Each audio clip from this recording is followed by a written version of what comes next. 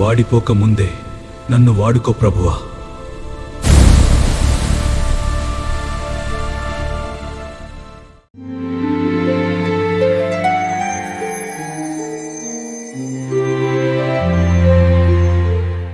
మన ప్రభువును మన రక్షకుడు అయిన యేసుక్రీస్తు నామమున అందరికీ వందనాలు, దేవునికి స్తోత్రాలు.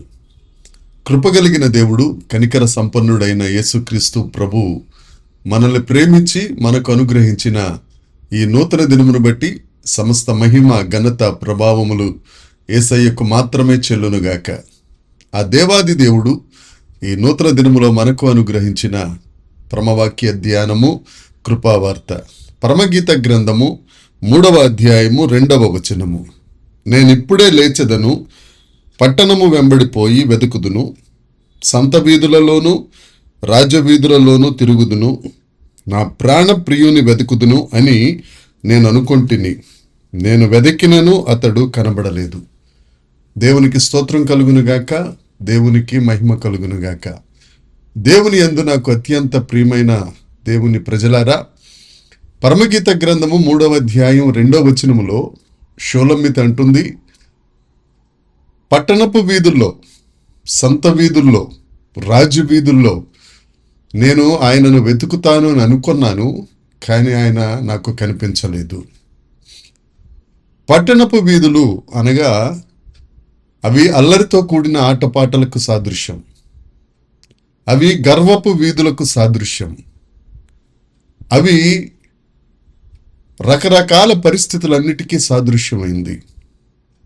అలాంటి అల్లరితో కూడిన ఆటపాటలు, అలాంటి గర్వంతో కూడిన ప్రదేశాలలో మనం యేసుక్రీస్తు ప్రభువుని, మన ప్రాణప్రియుడిని వెతికినా ఆయన మనకు కనబడరు.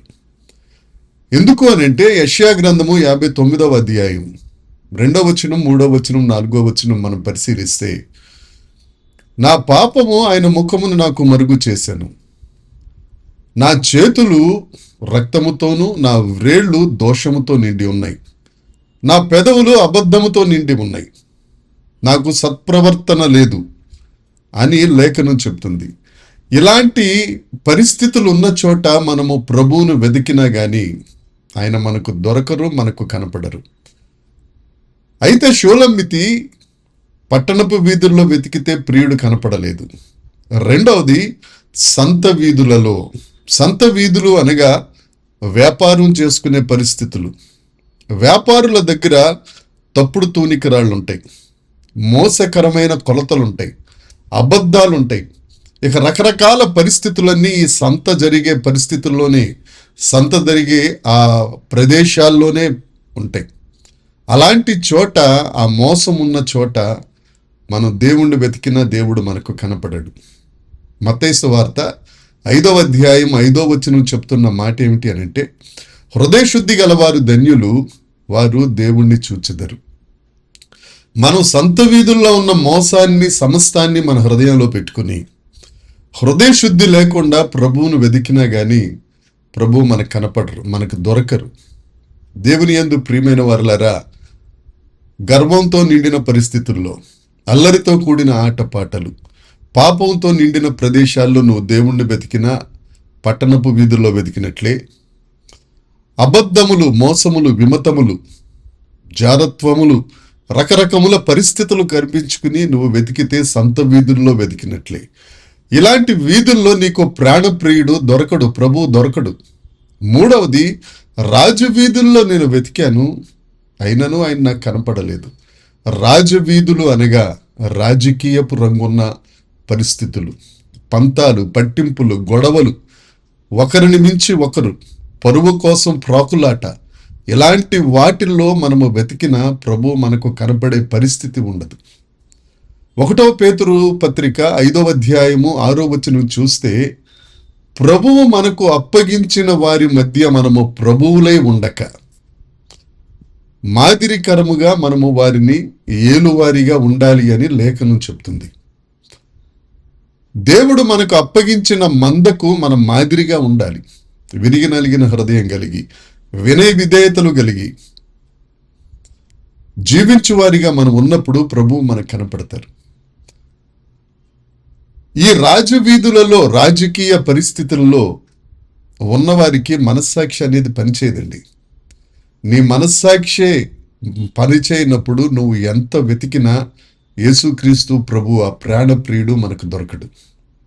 ప్రియమందు ప్రభునందు ప్రియమైన వారలారా, పట్టణపు వీధుల్లో, సంత వీధుల్లో, రాజు వీధుల్లో నువ్వు వెతికినా గాని, నువ్వు రాత్రి అంతా నిద్రపోయి పొద్దున్నే లేచి నువ్వు వీధుల్లో పరిగెట్టినా గాని ప్రాణప్రియుడు నీకు దొరకడు. యేసుక్రీస్తు ప్రభువు రెండవసారి సంఘమును తీసుకెళ్ళటానికి వస్తున్న ఈ పరిస్థితులలో నీవు సోమరితనముతో ఉండి లేచిన తరువాత నువ్వు ఎలాంటి హృదయాన్ని కలిగి ఉన్నావు? పాపపు హృదయం ఉందా? మోసపు హృదయం ఉందా? లేకపోతే పట్టింపులు పంతాలతో ఎదుటివారిని క్షమించలేని పరిస్థితుల్లో నువ్వు దేవుణ్ణి వెతుకుతున్నావా? ఒకసారి నువ్వు పరిశీలించుకోవాల్సిన సమయం ఇది.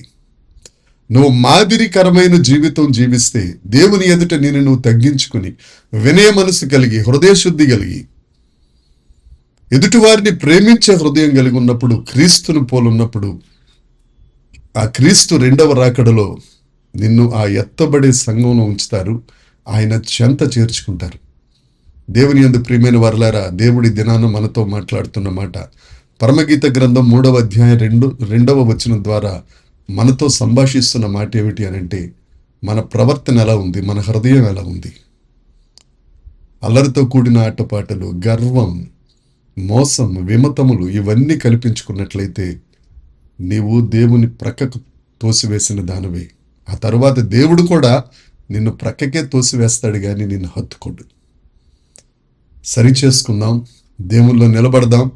దేవునికి కావలసిన ఆ గుణలక్షణాలను మనం సంపాదించుకొని యేసు ప్రభువుని ఎదుర్కొనే ఆ పెండ్లి కుమార్తె సంఘంలో మన అందరం ఉందాం. అట్టి కృప దేవుడు మనందరికీ అనుగ్రహించునుగాక. దేవునికి మహిమ కలుగునుగాక. ప్రార్థన చేసుకుందాం. పరలోకమందున్న మా తండ్రి, పరిశుద్ధుడా, కృప కలిగిన దేవ, జీవం కలిగిన మా తండ్రి, మీకు వందనాలు చెల్లిస్తున్నాం ప్రభువా. మీకు స్తోత్రములు. పట్టణపు వీధులలో, సంత వీధులలో, రాజు వీధులలో నేను వెతికి తిని ప్రియుడు నాకు దొరకలేదు, నాకు కనపడలేదు అన్న ఆ షోలమ్మితి చెప్పిన మాటలు మేము చెప్పకుండానట్లు ఈ వాక్యము ద్వారా ప్రభువా, నీ మార్గములో, దేవ ఇరుకు మార్గములో మేము ప్రవేశించి విశాలత అనే మీ సన్నిధికి మేము చేరుకొనగలుగుటకు నీ కృప అనుగ్రహించి మహిమ పొందుమని నజరేయుడైన యేసుక్రీస్తు నామమున ప్రార్థించి అడిగి వేడుకొనుచున్నాము తండ్రి. ఆమెన్. దేవుని కృప మనందరికీ తోడై ఉండునుగాక. Amen, amen, amen.